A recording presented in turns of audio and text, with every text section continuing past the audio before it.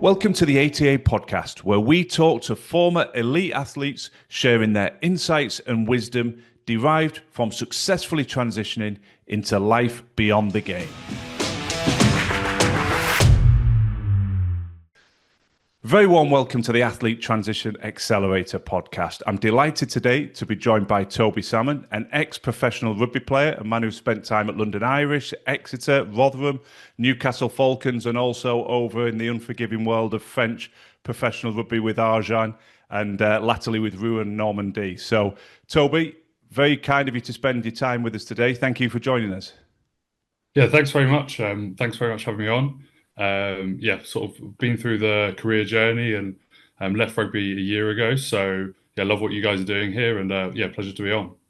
Well, and this is an interesting conversation because, as you've just alluded to, you're not that long out of the sport, which is always particularly interesting. Everything we're doing on the podcast is about helping people gain the confidence to step into that next chapter. And sometimes perhaps people look, well, they've been out the sport for a long time, but you're very much right in that eye of the storm, not that long ago, just over a year that you stepped out. So we're going to come to that transition journey, Toby, but just the sort of frame setter that I always like to use at the start of every conversation is just 10 plus years there as a professional, multiple clubs. We were talking off air before we came on to record about the challenges and the physicality of playing in France. But now that you've hung up your boots, pull out one or two memories for us, if you would, that bring forth a sense of pride when you now look back and look at your career. What are a couple of things that mattered to you and bring that sense of pride to the fore? Yeah, I think right at the start of my career, I missed out on academies and all of that when I was younger. Had a few bad injuries, around that sort of 16, 17 years old. Yep. So didn't originally get a contract. So I went to university and, sort of not forgot about it, but sort of just got on with other stuff. So yeah, getting that first professional contract at Rotherham, that was, I was really proud to, miss out on the academies and then later on sort of come in a fairly unconventional route. Yeah, and That, persistence of not giving up on the dream, as it were. yeah, exactly. Yeah. So I worked really hard to get that. So I was really proud of that.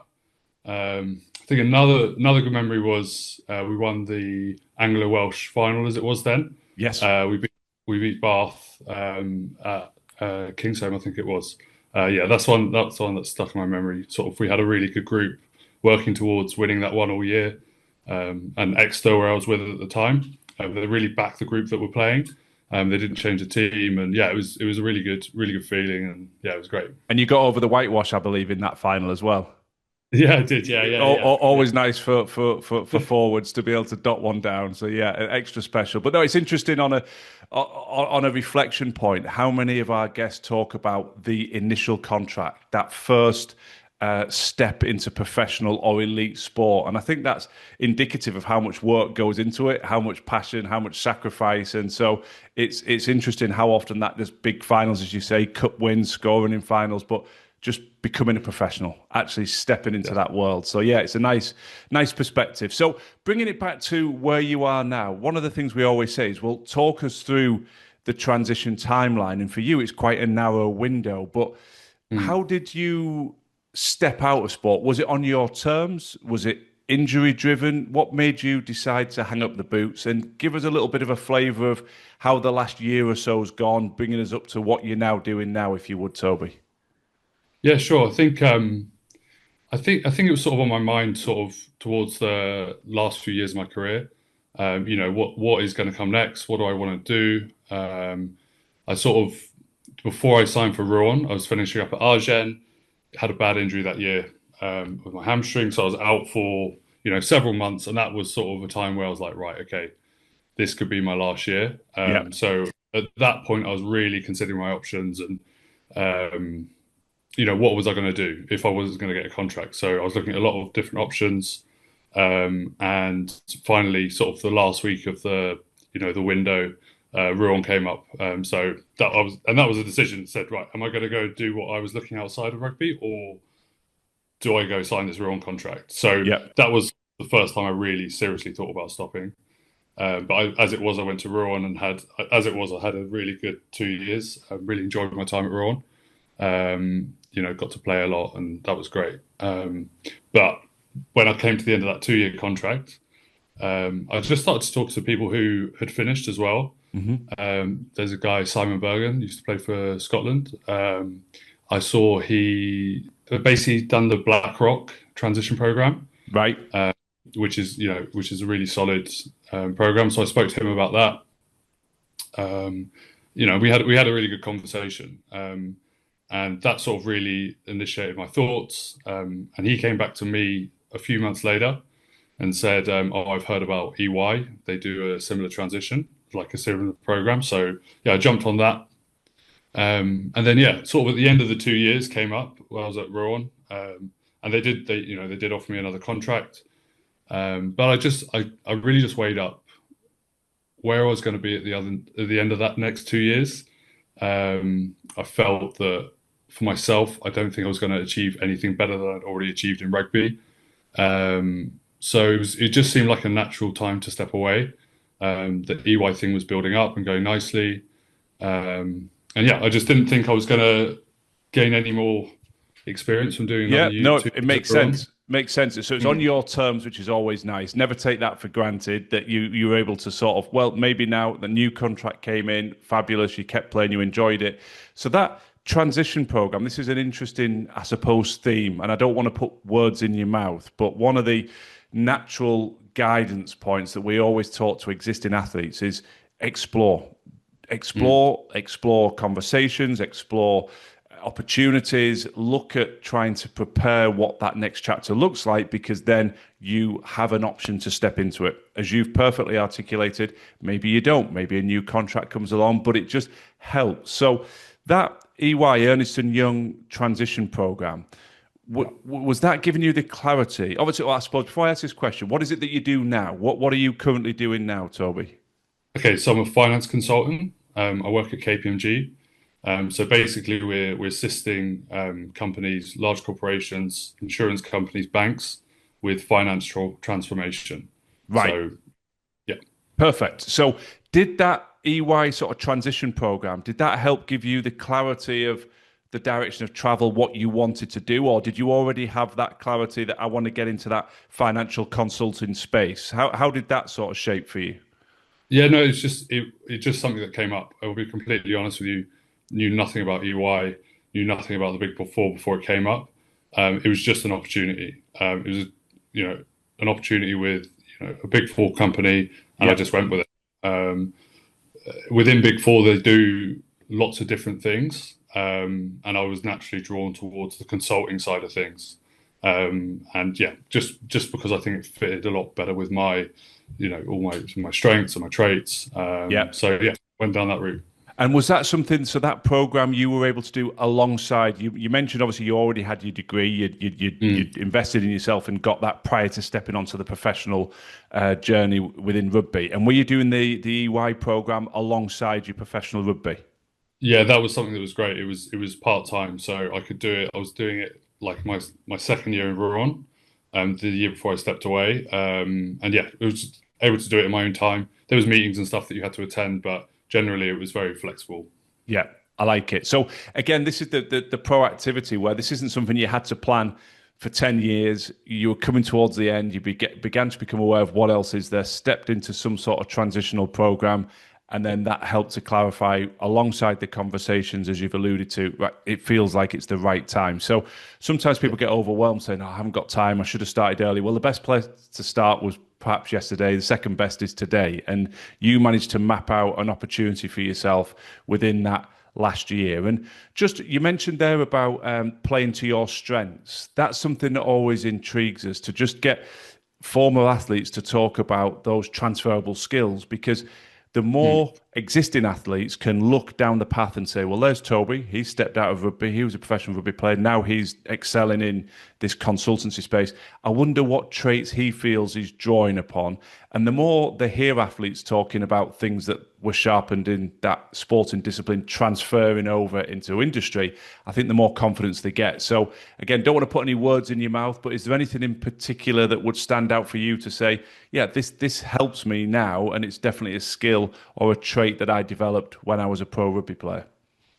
No, it's really interesting question. I think that a lot, and from perspective of all these big corporations, this is why they have these programs. They're not just doing it off, the kindness of their heart. Yeah. They like what sports people bring to the table. They like your soft skills. They like that you're a leader, good communication, you're resilient, competitive, all of these things. They just need to teach you the hard skills. Okay. So this is why, BlackRock and EY and the rest of them do it.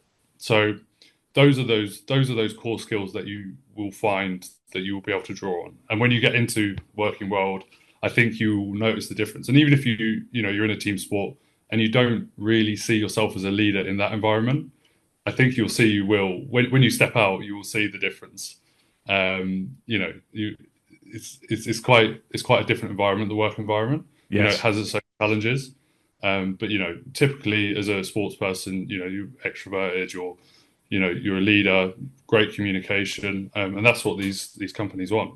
Yeah, yeah, exactly. And it's not to I've got to be careful, choose my words carefully. It's not to be critical or judgmental of what occurs in industry, but in my capacity as a coach within the couple of businesses that I'm involved in, I spend a lot of time in industry. Naturally, I'm advocating exactly as you've said, the what athletes bring to the table through ATA, and I'm also working in another business in terms of developing people's resilience and those high performing environments and teams.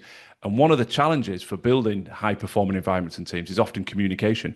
People struggling with being able to be candid, people struggling to be able to give feedback appropriately, receive feedback appropriately, and just assess things and move on, which I think, as you allude to, it's a point I make regularly. You might not see yourself as a leader in a team, but you will be a leader in business. And just by definition, if you can communicate well, it elevates your status in industry, I think, because it's not the norm. Would that be fair? Would that resonate with your experiences, the power of a good communicator when you actually step into that space? Yeah, no, 100%. I think it's all about communication. It's all about communication. It's all, you got to be able to have difficult conversations and how you approach that. And I think you're constantly in sport. You're just constantly having to do that anyway. So when you step out, like you're talking about something different, or it's stuff like presenting. Presenting something.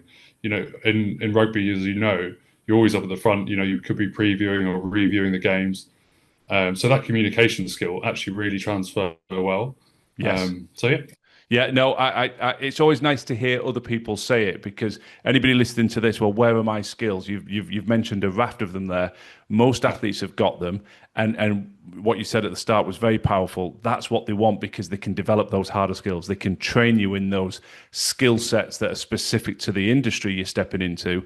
But it's much harder just to make somebody a good communicator or make somebody a leader. So I think that'll give people a lot of confidence as they're stepping forward. So just let me go on a tangent. Humor me on this because one of the things that came up in the research, Toby, was this venture into entrepreneurialism that you had with the rib tickler cider, and it caught my attention for a multitude of reasons. One, that ostensibly it was a charitable initiative. Two, that it's players that are involved in the process, and I just think it's very much on point with a lot of the questions and queries we get from athletes who have a desire to explore entrepreneurialism in whatever guise it takes, but just don't quite do anything about it or are not quite doing anything with it. So it's always nice to hear of case studies and stories. So just give us a bit of an overview. Where did that come from? What exactly was that all about? Yeah, no, it was an interesting one. It was a really, really good journey. I think we basically started with the RPA, Right. the Rugby Players Association, Yes. for people outside of rugby. The RPA basically are designed to help athletes with a multitude of things. But one of those things is life after rugby and forming your career, like much like you guys are doing. So they approached us. They put us together with Sanford Orchards and James Freeman, who was at Exeter at the time as well. Basically fronted the thing, and he said, "Would you like to get involved?" I said, "Yeah, that sounds great." So we basically made this cider in conjunction with Sanford Orchards, and it was just a really good opportunity to go through the process of bringing a product to market. So yeah, it was really interesting, like going through everything from the marketing. The guy Barney, he sat down and said, right, this is how we're going to produce the label. This is the process that we would normally go through. So, and in the end, it went really well. And it's just going back to your point of people having like reservations about being entrepreneurial. when you actually just go to do something, it turns out that it's a lot easier than you thought it was. Yeah. And you make mistakes, and you learn from those mistakes, and that's the whole point of trying it. So I guess in terms of going to do it on your own, it was a bit more of a safe environment, but because we had the backing of Sanford Orchards, the RPA, but it was a really good exercise for all of us to take a product from nothing all the way to market, to selling. We were going out and selling to all the big distributors, alcohol distributors, and yeah, it was a great experience. And like you say, the best thing was raising money for charity on the back of it. Actually, It was it's a fantastic. fabulous concept. Good for you. And it wasn't just a flash in the pan either. That's something that lasted about 4 or 5 years, didn't it? That initiative that you were involved with that. Yeah, yeah. So a couple of years I was down in Exeter, and then when I moved up to Newcastle, I was selling it up there to people up there, so all the pubs. And yeah, it was a really good experience. Yeah, and good for you. It shows that the creativity. What I love about that is it's not just you on your own, as you say. There's an opportunity there, and it's other players. It's teaching you things, and that message is so simple and easy to overlook. Sometimes things seem complex until you actually just jump in, get in at the deep end, and right. Yeah, Well, you've taken a concept, taken it to market. How do you design it? How do you market? How do you distribute? How do you sell? And all of yeah, those skills, whether you decide that that's your long-term business opportunity or not, all of those skills are sharpening your proverbial sort of toolkit, I suppose, for what comes next, aren't they? It's a completely different learning curve to stepping out of sport and saying, "I've only done sport." So I really like that. And how many players were involved? Did anybody go off and just out of curiosity, did anybody go on to a pure entrepreneurial journey after that, or has everybody sort of uh, just drifted away?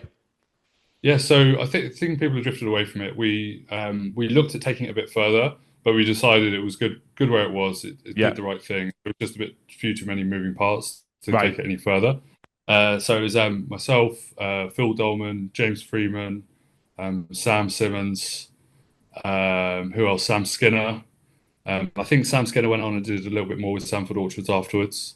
Nice.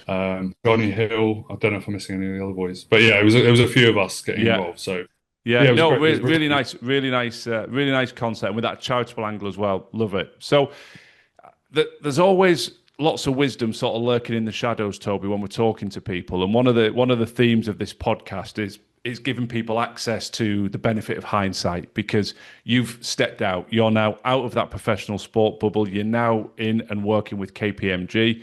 So hindsight's always a genius. All those cheesy sort of cliches come rolling out. But for the people that are still in sport, one of the biggest benefits of listening to this podcast is they get to benefit from that hindsight without having to necessarily go down some of the dead ends or experiences some of the stresses that people that have walked ahead of them have gone. So the way we try and extract that from everybody, really simple question is just, is there a particular do that comes to mind for you when you're like, do you know what, when you're thinking about your transition out of sport, do this, it'll make it easier. And on the flip side of that question, is there a particular don't where you would say, with the benefit of hindsight, I would say, don't do this because it will make your transition easier? What comes to mind for you on those questions, Toby? yeah. So on the do's, I mean, like network. I think it's just so it's a word and a term that gets thrown around so much. And people you get told to be, when you're in rugby or sport, people say network. You're in front of these people. What does it really mean? Yeah, Um, what does it mean? It just means building connections. Just you're in a unique situation where people want to have a conversation with you, so leverage that. yeah, Um, I think in my head when I was playing still, networking was having a conversation with someone to try and get something out of them, and it's not that at all.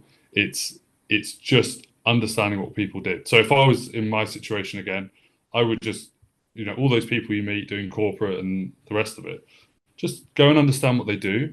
Just say, look, I'm interested in what you do. Like, I'm thinking about what to do after rugby. Just be really interested to hear about your industry, and see if that's a good fit.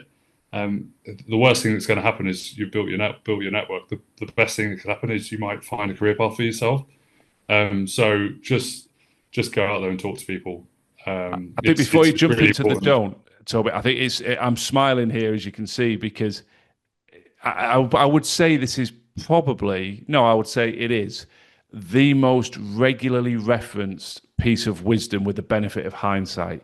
Pretty much every ex-athlete we speak to says network, even if they did quite a bit with developing their network, they still wish they'd done more. Or at the other end of the extreme, we speak to people like, I didn't really do anything on this. What a fool I was. And Yeah. to your credit, the way you phrase that is absolutely perfect. It's not, I need to get something out of every exchange. It's just exploration. And that I think is so easy to overlook. Just having a curiosity about what does everybody in this sponsor lounge do? That they all have a Yeah. passion for my sport, otherwise they wouldn't be here. What do they do? And it might just turn on a light bulb to, well, can I come and have a coffee and explore that? How do you get clarity? There is Yeah. no silver, beam, magic bullet, silver bullet, magic beam, whatever you want to say, that just says, there you go and work for KPMG as a financial consultant. You've got to go through a journey, haven't you? You've worked in a business, worked in the side of stuff, got on a transition program, and eventually those answers come. So I think, yeah, it's just really well said. Get in there and just be curious because it might open up a career path. That is so easy to say, but it's interesting that pretty much everybody goes, oh, I used to see corporate duty as a bit of a frustration because invariably we do it when we're injured or we do it when we're not selected, don't we? So it has this underlying tone of, oh, I wish I was on the field, but I'm doing corporate duty. Yeah. And I think that's obviously a golden opportunity to do it. But say if you're at Exeter or you're at Newcastle, if you reached out to 90% of business people and say, look, I'm at Exeter or I'm at Newcastle, I just want to have a chat and hear about what you do. Like I'm telling you, they will say yes because you're an interesting person. They want to talk to you. It's just a good conversation. Yeah. Yeah. Just be curious and just reach out. Like say if you talk about my experience is moving away to Hong Kong when I moved from France. I essentially moved there without a job. Right. I didn't. And that's where I you are had. now, is it, Toby? You're based in That's why Hong I'm Kong. Yes. based in Hong Kong. Yeah. So I left. Anyway. I had the EY transition program that was in my back pocket. But I moved to Hong Kong essentially without a job. I was waiting for an offer from EY when I went out there, but it was taking ages. So yeah, I basically spent 3 months networking. It was my full-time job, networking, and I was trying to find a job, Yeah. Yeah. but I think it was such a valuable time. And eventually I managed to network and find someone from KPMG, and that took me on this journey. But the network that I have now there is incredible because people are just very open, and it's actually amazing how willing people are to speak to you. And once in your last year or just as you've finished, that is your opportunity to do something. That's when you're hot, right? You're hot off the press. If you leave and wait, I'm only a year in, so I can't say for sure. But I guess I used to be a rugby player, or I used to be an athlete. Yeah. That goes away pretty quickly. Yeah. So make a plan, and when you're finishing, make sure that's the time that you're hot off the press. That's the time that people want to talk to you. Yeah. Well, yeah, again, it's great wisdom. But, and again, when you are existing elite athlete in your discipline, you have more currency. You're not a different person. You just have more currency to get through the door. So that makes it even more impressive. I hadn't realized that element of your story that, yes, the anticipation was I've done the program with EY. That's where I anticipate the opportunity is going to come from. But you didn't rest on your laurels and you went out there. And obviously you'd lost a little bit of that currency because you'd retired. So you were going into a new environment, overseas, out of your comfort zone. And yet, to validate your point, and I suppose just to challenge people that go, oh, well, yeah, it's easy for that person, or it's easy for that person. That's not an easy scenario. But despite all that immediate challenge, it still sounds like people were very willing to have a conversation, and you utilized that time, and it wasn't, well, 1,000 no's and no yeses. Is that a fair statement that you got out there, and because you were proactive, you could still have a lot of conversations? Yeah, for sure. I would say Hong Kong is a hotbed for networking. It's very easy to network. People are very welcoming, and it's great. But as I said before, it's not going to those conversations trying to get something out of it. It's just building a connection. Yeah. And the worst thing you have is a connection. The best next thing is they might introduce you to two other people, and your network grows. Say, well, I don't really have that, but this guy might be able to help you. This guy might be able to help you. So and I think go in with a plan. And this sort of comes to my don't next is right. Yeah. I guess it is a do and a don't, but it's more have a plan. if people know what direction you want to go in, they're going to be able to help you more. If you go in saying, I want to be in finance, or something broad, Yeah. it's going to be quite hard for people to direct that. Whereas if you have an idea of where you want to go and where you want to end up, people will be like, okay, I actually know someone that does that. Yes. Like it's very, and I think you just need to sort of pick a direction. It will make things easier. Yeah. Obviously, like, if you're okay to deviate off the plan, then that's great as well. But if you can tell someone and that you have a good idea of what you want to do, then people can help you. If you don't know what you do want to do exactly, then it's harder for people to navigate. Yeah, it makes perfect sense because there is a genuine desire to help, isn't there? We've all, I think, got that inherently. When someone comes and says, "Can I ask your advice?" Your ego responds positive. You're like, "Oh, well, thank you for thinking that I can help." Yes, how? And then people inherently want to help, but it's not always that easy unless you line it up. So it makes perfect sense what you're saying. I think bit of a shameless plug here, Toby. So forgive me for this, but if people know where they want to be, great. Mm. Second stage of people don't know where they want to be. What are you going to do to get that clarity? Because we don't want to overwhelm people. Say, well, I don't know. So I don't have a plan. Where do I go next? Well, your first initiative there, just speak to people, ask them what they do, be curious. It will start to identify things that resonate. And then speak to people that can give you a bit more of a steer. You've talked about player associations, transition programs. What Carl and I are doing at Athlete Transition Accelerator is helping people get clarity. So a big part of what we do is sitting down, understand what people enjoy, what they like, what they may have been attracted to previously, what they feel like they're attracted to, and helping them get a plan to have these conversations and to actually sharpen that focus. And then it goes to that final stage, as you've alluded to. Right, I now feel like I've got more clarity. I do want to get into this space, and this is the niche I'm interested in. And then we can start to develop it. So I think some people have that clarity already. They'll be listening, they know where they want to be. If you haven't, I think there's two prongs. Have lots of conversations and filter the goods and the bads and what you do like and don't like, but speak to people who have got a little bit of experience in finding that clarity. Because everything, I everything think you're saying within works. that, sorry to talk over you. No, go ahead. Well, within that, it's the don't. My don't is don't be afraid of picking the wrong path, because by picking a path and moving forward, you're moving forward. If you don't pick a path, that's when you're gonna struggle. Just pick something you might be interested in, whatever. You're not stuck in that career for the rest of your life. You can move. So, Yes. but whatever you do, you've built 1 or 2 years of experience doing it, and Yes. then it branches out. Your career can branch from there. Yeah. So don't be afraid of picking the wrong route. Well said. And again, just to validate that, how many people step out of sport, look around you in your social network and professional network, left university or left school if they didn't get a degree, got into a job, first job, and stayed there for decades? It's almost unheard of now. There are some people in medicine and nursing and things, perhaps, and there are some people in education. I know my father did it, but the vast majority of people will change direction through the career. That's okay. So yeah, absolutely endorse what you're saying there. And momentum's key. I heard a podcast recently. It was Jocko Willink that people will have heard about, ex-Navy SEAL, and just thought if you're lost in the jungle, you have to move, because Yeah. if you don't move, you're going to die. And you might move and find you're going in the wrong direction, but at least you've got that intelligence to then move in the other direction. So, as quirky as that might sound to some people, that really resonated with me. You've got to take action and do something. Yeah. And if it's not right, you're not married to it. As you say, you can move away, can't you? So, no, I like you. I like you do. I like your don'ts in there, Toby. So I could sit and chat. I always say this. I look down at the clock and think, well, time's flying along. So it's really helpful what you're sharing. We've started to build in a bit of a quickfire round towards the end of the podcast, just because it really resonates with the listenership. So it's designed. It's the sort of questions you'll have heard before, Toby, but people enjoy them. So forgive me, they're not particularly unique, but they are impactful to the community that we're building. So the first question I'm going to throw at you is there a particular book that's had an impact on you? Lots of people love the book recommendations. Could be a book, might be a podcast if you're not much of a reader, but is there anything in that area that you'd say, oh, yeah, I'd recommend this? Yeah, there's a really good one actually. It's called 21 Irrefutable Laws of Leadership.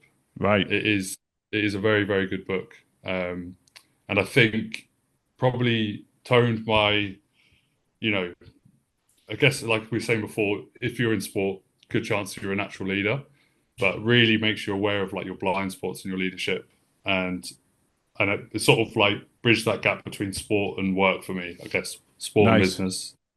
So yeah, 21 irrefutable laws of leadership. See, I love this question as well because, as you can see behind me, Toby, I love to read. It's my passion. It's how I sort of develop my craft as a coach and as a mentor. And I haven't read that one, so that's going straight on the list.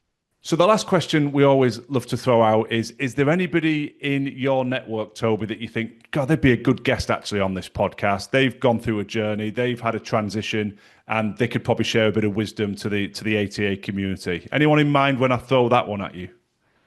Yeah, someone I previously mentioned, Simon Bergen. Yeah, he gave me a lot of wisdom when I was thinking about finishing. He's now, I think, 2 or 3 years post transition. So and he's doing really well at BlackRock. So I think he'd be a great guest. Yeah, brilliant. We'll look that one up. That's great. Thank you very much, Toby. So, again, with every guest we have, we've always got to say thank you because we know how busy you are, and these insights are so valuable. We know they have a massive impact. The mission we started out on the podcast was to remove some fear and trepidation of transition, and that's what's happening, and that's what you've continued to do today because people can listen, look, see you've had a lengthy career, multiple clubs, played overseas, backed yourself, gone out to Hong Kong, built a network, and then secured a new role in which you're evidently very happy in. So it's been a pleasure talking to you. If people wanted to reach out to you, Toby, and connect, as often is the case when we've had guests on the podcast, what's the best way to find you? Are you particularly active on LinkedIn as an example? Yeah. Please reach out on LinkedIn. Like, really, really happy to have a chat with anyone who's either finished or thinking about finishing. I found it very valuable to have those people. So yeah, always happy to talk to anyone. Good man. Well, we'll put your contact details into the show notes there in terms of the LinkedIn element. So massive thank you. As I said multiple times today, really enjoyed the conversation, really appreciated your insight. Thanks very much, Toby. Awesome. Thanks for having me on. Cheers. Thanks for joining us this week on our ATA podcast. If you found this conversation insightful and it resonates with your journey, please subscribe, follow the show, and stay connected with us for more insight, resources, and information on how we at ATA are supporting your preparation for life beyond the game.